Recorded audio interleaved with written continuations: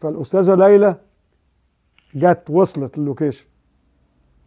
فاول ما دخلت كنت انا اول واحد في وشها، فقالت لي بابتسامه جميله زي ابتسامتها المعهوده: صباح الخير يا محسن مثلا. فانا رديت بتجهم.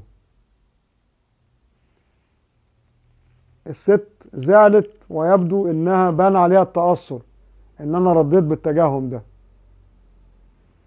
وطلعت الأوضة اللي هتغير فيها الملابس وهي زعلانة. اللي شافت ده مدام رجاء. فلقيت واحدة بتقرب مني وقالت لي: أنا في سن أختك الكبيرة، وحطت إيدها على كتفي. أنا مش عارف ليه تملي أي حد بيديني نصيحة بيحط إيده على كتفي. قالت لي: عايز أقول لك كلمتين. قلت لها: اتفضلي يا فندم. قالت لي: إحنا بنحب ضحكتك، ليه بتقابلنا وأنت مكشر كده؟ فهمت وقتها إن جزء كبير قوي من قيمة عملك كمصور حالة الممثل اللي واقف قدام الكاميرا. ما ينفعش يشوفك مبوز أو مكشر أو عصبي وهو بيعمل مشهد كوميدي.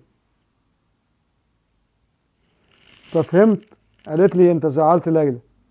فطبعا بادرت جري إن طلعت ليلى في الأوضة اللي بتعمل فيها الميك اب، واعتذرت لها ونزلنا سوا وصورنا المشهد واتعلمت كتير قوي. الله يرحمها مدام رجاء علمتني كتير قوي في المشهد ده.